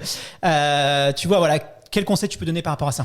C'est vrai, alors vis-à-vis des mains, on peut dire il faut avoir l'impression de tenir des œufs dans ses mains. Donc forcément, si tu serres trop ton poing, tu vas avoir l'impression de les casser. Ou alors mettre ton pouce dans ta main. Pas mal de choses comme ça. Mais c'est vrai qu'en termes de relâchement général, à part ce truc méditatif que tu pourrais dire, où si tu fais par exemple un 1000 mètres sur la piste, sur chaque ligne droite, tu vas porter ton attention et avoir une pratique délibérée sur le fait de, entre chaque foulée, j'essaye d'être le plus détendu possible, jouer sur sa respiration. C'est vrai que j'ai pas trop là pour le coup de conseils vis-à-vis de ça, hormis déjà avoir la proprioception nécessaire de sentir qu'on est tendu.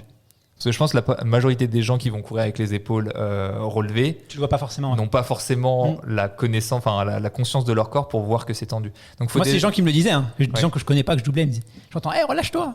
Ah, merci du conseil. Ah, j'ai pas pensé, tiens. Et donc en fait, est-ce que ça vient d'un travail pendant la pratique qui va nous servir à nous relâcher, ou est-ce que ça vient d'un travail préalable qui nous permet de nous sentir tendus et donc de nous le relâcher? Parce que là, si au repos, je te dis, t'es tendu par le stress, etc., intuitivement, tu peux faire, oui, j'avoue, tu vas te respirer, tu vas détendre ta nuque, etc.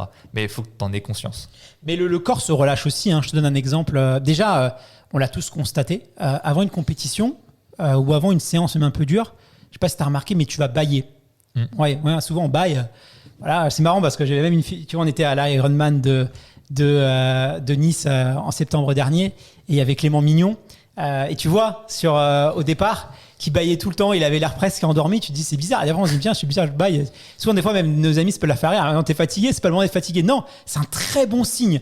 Si vous baillez avant une séance dure ou avant un entraînement, une compétition, c'est très bon signe. C'est-à-dire que le corps est en train justement de se relâcher, parce que le bâillement, c'est un mécanisme de relâchement. C'est ça qui nous sert. Aspirer plus d'air et se relâcher.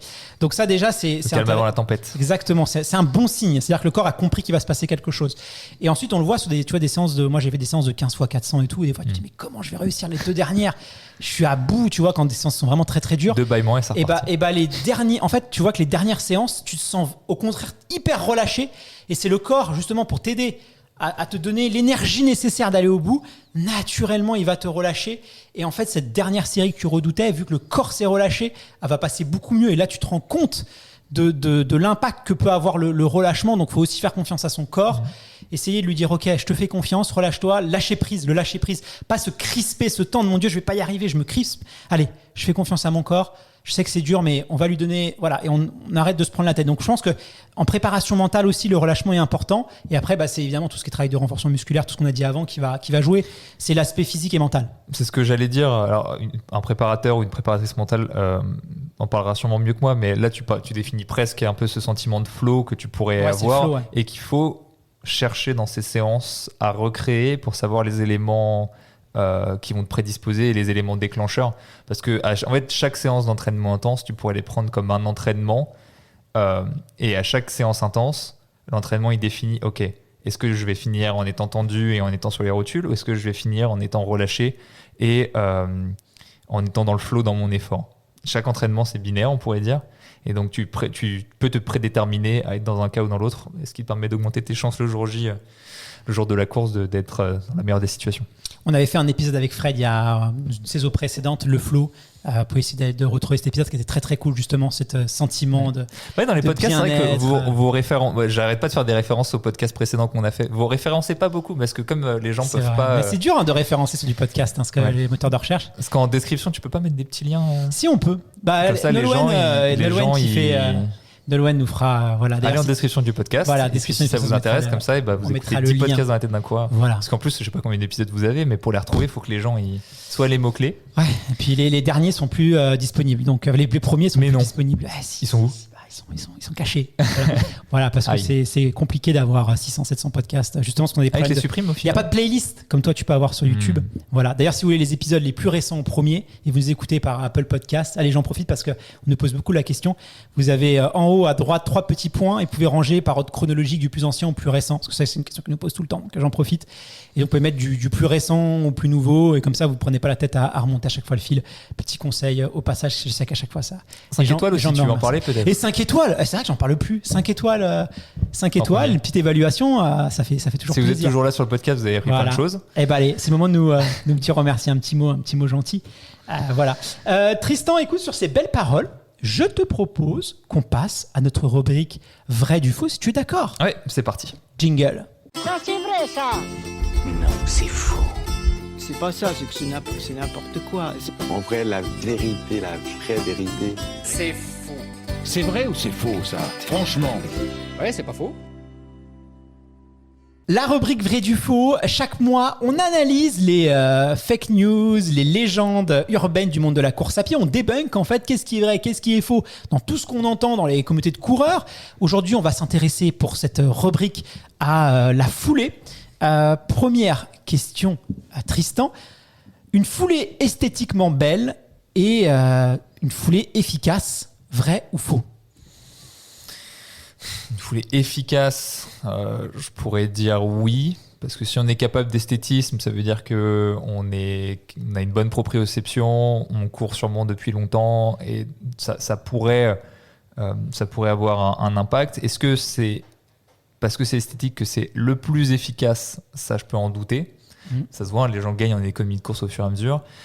Surtout sur marathon et trail. Ouais, j'ai personnellement fait l'exercice d'essayer d'avoir une foulée extrêmement aérienne qui est très esthétique. J'ai fait cet exercice-là pendant, je sais plus, 6 mois, quelque chose comme ça. J'ai réussi à modifier ma foulée progressivement. Elle était très belle. Aujourd'hui, c'est comme un Mais spectre. t'es pas efficace. Bah ouais, j'étais dans un extrême qui n'est pas adapté à ma morphologie. J'en suis revenu un tout petit peu. Je pense que j'ai quand même gagné parce que j'ai exploré des nouvelles choses et donc j'ai gardé certaines compréhensions de mon corps. Mais je suis pas à l'extrême où j'en étais. Donc j'ai une foulée un peu moins belle aujourd'hui, je pense, mais plus efficace. Les chaussures. Et puis en plus, je tiens à Topek, que tu connais, la locomotive tchèque. Ouais. Lui, il était toujours critiqué sur sa foulée. Pourtant, il gagnait toutes les courses. Il disait le jour où on gagnera les médailles d'or sur l'esthétisme de notre foulée, je m'y intéresserai. Mais on gagne quand même sur celui qui arrive en premier. Donc, je vais plutôt me concentrer sur arriver en premier sur les courses. Et ça le faisait assez sourire. Deuxième question. Les chaussures de course à pied minimalistes peuvent corriger nos erreurs de foulée. Est-ce que c'est vrai? Est-ce que c'est faux? Ça, c'est quelque chose qu'on entend beaucoup. Attention, la communauté des minimalistes est très active sur les réseaux sociaux. Donc, fais gaffe à ce que tu vas dire. Tu vas avoir des problèmes. C'est l'un des seuls podcasts où j'ai pas lu les vrais faux avant. Enfin bref. Allez dans la sauce. Ça y est, il est. Corriger certains problèmes, corriger nos erreurs. De manière générale, je dirais faux. Corriger certains problèmes, je dirais vrai. On en a parlé vis-à-vis de la fréquence et vis-à-vis du fait qu'on ne sait plus courir. C'est vrai que quand on enlève nos chaussures et qu'on a des chaussures minimalistes, on a tendance à retrouver une foule un peu plus naturelle. Est-ce que après c'est l'alpha et l'oméga et qu'il faut courir que en minimaliste? Ouais. Non. Mais ça peut aussi les mollets, parce que les minimalistes, tu vas quand même plus tirer sur les mollets. Oui, bien sûr. Les déchirures. C'est pas parce que c'est minimaliste qu'on va pas se blesser. Ouais, attention. Et puis d'ailleurs, t'as plein de gens qui sont intelligents et qui préconisent pas mal le minimaliste, qui acceptent de dire que pour certaines pathologies, il y a même intérêt à aller sur du maximaliste. Il y a quand même une remise en question. C'est quand même à chaque fois, tu vas dans les extrêmes et tu te rends compte que c'est au milieu la vérité. Donc corriger nos erreurs, oui, je dirais faux. Ça aide dans certaines choses. Sur certaines pathologies. C'est ça. Mais après, une fois qu'on sait courir, il y a d'autres aspects où la chaussure, comme on l'a dit, est-ce que ça va te servir à contracter plus ton psoas ou non? Pas forcément. Est-ce que ça va te faire prendre conscience de ta posture? Pas forcément. De ta fréquence. Enfin bref, il y a plein de choses en termes de mouvement et de qualité athlétique où la chaussure, elle va rien pouvoir y faire. Courir plus vite signifie automatiquement qu'on aura une meilleure foulée. Est-ce que c'est vrai ou est-ce que c'est faux? Meilleure foulée, non. Foulée plus belle, oui. Forcément, plus on va vite, plus on va ouvrir sa foulée et plus on aura tendance. En tout cas, l'archétype de la belle foulée qu'on a, c'est une foulée rapide. C'est des gens sur 1500 mètres, sur 3000 mètres ou même les luttes sur marathon, mais c'est égal aux 1500 mètres entre nous. Donc oui, une foulée esthétique. Attends, c'est quoi la question? Signifie typiquement que vous avez une foulée? Courir rapidement va forcément signifier qu'on a une foulée. Ça dépend ce qu'on appelle meilleur. Si meilleur en esthétisme, oui. Meilleur en efficacité, non, parce qu'en fait, le but c'est d'être efficace à sa vitesse cible. Donc, un coureur de marathon, est-ce qu'il a ou alors un coureur d'ultra trail, est-ce qu'il a envie d'être efficace en courant 200 mètres? Il y a quand même des entraîneurs qui conseillent souvent à des coureurs qui font du trail ou du marathon de finir des séances avec 10 lignes droites pour garder une qualité de pied, pour garder un... C'est autre chose, ça. Voilà, bah oui, mais c'est le principe de courir vite, justement pour essayer. Est-ce que c'est un conseil qui peut être oui, pertinent ça, de finir avec 10 lignes mais droites moi, avec je suis un peu rapide? Est-ce que tu penses que c'est cool comme conseil? Et puis même moi, je suis un fervent défenseur de faire des vraies séances de vitesse, extrêmement loin des compétitions, pour différentes raisons. Même trail, marathon, même ultra trail. Ça c'est bien, là pour le coup, ça c'est bien référencé que le travail à très haute vitesse est un très bon moyen de travailler sur son économie de course, parce qu'à très haute vitesse, c'est là où on est. Déjà, on va énormément travailler ses qualités musculaires, sa raideur, ses qualités tendineuses, même osseuses, parce que l'impact au sol est très vite. Enfin bref. Et au-delà de ça, tu vas travailler sur tout ce qui est coactivation musculaire, sur coordination intermusculaire, plein de choses qui sont extrêmement efficaces même quand tu vas courir plus lentement après. Bon, voilà, donc ça, c'est de bons conseils alors, du coup. Ah ben ça oui, mais c'est pas la question. Voilà, oui, Mais voilà. on étend. Voilà. Voilà, on étend. Mais donc oui, le travail à très haute vitesse est en tout cas Non, mais là, très intéressant pour avoir une meilleure foulée. 10 petites lignes droites après un footing chez soi avant d'arriver devant chez soi, hop, on termine son footing, peut-être pas tout le temps, mais 3-4 fois, hop, on se fait 10 petits allers-retours. Petit rappel de vitesse. Voilà, petit rappel, c'est pas inintéressant. Tu parlais de ton marathon, peut-être que tu vas faire ces lignes droites, ça t'aurait permis de garder une amplitude. Bah, j'ai fait quand même 2 séances de vitesse, mais peut-être pas assez, quoi. Parce que j'ai pas fait cette erreur quand même. J'ai gardé des séances de 400, des séances de 1000. Attention, c'était quand même une préparation rigoureuse, hein, comme vous le faites sur Campus Coach. Super application de training d'ailleurs, j'imagine, je sais pas si tu le mets. Voilà. Oui, il y a des lignes droites. Mais ce que je veux dire, c'est que sur tes lignes droites, en fin de prépa, si tu faisais genre principalement des allures plutôt lentes, peut-être tu disais que tu avais perdu en souplesse, peut-être que ça t'aurait permis de la conserver. Il y a d'autres moyens, mais bon, c'est des hypothèses. Pour la prochaine, Guillaume. Ok. Les semelles orthopédiques sont une solution rapide pour corriger d'éventuelles imperfections sur sa foulée. Vrai ou faux? Tiens, après t'avoir mis dans la sauce avec les minimalistes, je vais te mettre le lobbying des semelles orthopédiques maintenant. Tu vas voir, tu vas ressortir avec des amis, toi. C'est sûr. Parce que ça aussi, semelles orthopédiques ça, et solutions rapides pour corriger. Il y a marqué toutes les imperfections de la foulée. Tu as certaines imperfections qui sont pathologiques. Des gens qui ne pourraient pas pratiquer la course à pied sans ça, à la limite, pour eux, oui. Après, je sais qu'il y a des semelles où en fait, c'est souvent on les utilise genre toute notre vie, alors que ça pourrait être transitoire. Tu sais, t'as des gens, ils courent très bien et du jour au lendemain, on leur dit qu'il faut des semelles parce qu'ils ont une douleur. Ça fait 5 ans que tu cours, t'as pas mal. Pourquoi est-ce que à partir d'aujourd'hui, tu devrais courir avec des semelles? Par contre, la semelle peut aider en transition à modifier un peu la position du pied, la proprioception. Pas inintéressant pour toi alors, parce que là en ce moment la mode c'est un peu de taper à fond sur les semelles orthopédiques, donc ça sert à rien, que c'est fait pour enrichir les fabricants de mais tu vois, on a des extrêmes, on est passé du à aller tous chez le podologue ou faire des semelles à c'est nul et c'est inefficace, tu vois. Donc toi tu te dirais quand même, tu nuancerais un peu les avis très tranchés. Et puis très souvent, je pense que le problème c'est que c'est... Enfin, le problème, je suis pas personne pour dire ça, mais je disais, c'est parce que tu as le droit à la parole que tu as forcément quelque chose à dire. mais imagine quelqu'un qui court très bien depuis, qui n'a pas eu de pathologie, enfin, qui n'a pas eu d'accident ou quoi que ce soit. Peut-être qu'en transitoire, ça peut l'aider. Le problème, c'est qu'après, on les garde souvent à vie. Je pense que c'est là le problème principal. D'accord. Bon, en tout cas, on fera une série avec un podologue, voilà. Justement parce que voilà, moi j'ai à cœur de donner la parole un peu à tout le monde et on peut avoir des a priori positifs, négatifs sur certaines disciplines, certaines philosophies et même les minimalistes. Hein, voilà. Ouais. Et puis tout le monde est la bienvenue dans le podcast. Moi, j'adore me tromper, donc n'hésitez pas à venir me bousculer dans mes certitudes. Puis je sais qu'en plus, il y a un moment où les semelles orthopédiques, elles ont beaucoup été utilisées pour faire tendre les gens vers une norme. Et ça, c'était en effet une mauvaise utilisation de cet outil qui peut avoir pour moi des bonnes utilisations. Parce qu'en fait, on est tous différents et vouloir tendre vers une norme, c'est pas forcément quelque chose de pertinent. Ok. On pourra parler de la pronation, supination, tout ça. Et puis, c'est ce qu'on a dit aujourd'hui. Tu vois, j'ai pas dit les bras, faut que ce soit comme ça, les genoux, faut que ce soit comme ci. On est tous différents, il faut s'adapter. Bah écoute, merci infiniment Tristan pour cet épisode. Merci aussi à toutes celles et ceux qui ont écouté jusqu'au bout ce podcast. Pour les remercier, peut-être un petit code sur Campus Coach. C'est quoi le code, Guillaume? Pour toutes celles et ceux qui voudraient essayer tes méthodes d'entraînement, tes techniques que tu proposes à travers l'application Campus Coach et qui n'ont pas la chance de pouvoir aller dans un club ou qui veulent rester assez autonomes dans leur manière de s'entraîner. Campus Coach, donc on a un mois offert avec le code DLTDC. Donc n'hésitez pas à aller sur le site internet. Voilà, c'est négocié pour vous. Voilà, nous on fait ça gratuitement, on gagne rien du tout. Attention, je tiens à le préciser, c'est vraiment parce que on aime l'équipe derrière Monsieur, on vous aime bien. Voilà, on aime l'équipe derrière Campus, c'est une équipe top. Je sais que vous êtes des passionnés, que vous êtes animés par l'envie de bien accompagner les coureurs. En tout cas, celles et ceux qui peuvent pas avoir accès à des bonnes structures fédérales pour diverses raisons. Parce que moi, je suis un partisan du bon club d'athlétisme, voilà, mais je pense que c'est pas malheureusement en fonction d'où on habite, et puis on n'a pas forcément, malheureusement pas tous les clubs sont adaptés à ce que nous on a envie de faire. Donc voilà, moi j'aime beaucoup ce que vous faites, donc on le fait avec beaucoup de bienveillance et de désintéressement. C'est juste un complément pour ces personnes-là. Donc voilà, donc un mois offert avec le code DLTDC sur Campus Coach, n'hésitez pas à essayer. Comme ça, vous prenez aucun risque, ça vous plaît ou pas, mais voilà, vous pourrez être surpris. Merci infiniment, Tristan. On se retrouve dès le mois prochain pour un épisode d'LTDC Originals et dès vendredi pour un nouveau podcast, un nouveau épisode du podcast. Je te dis à très vite. À bientôt, Guillaume.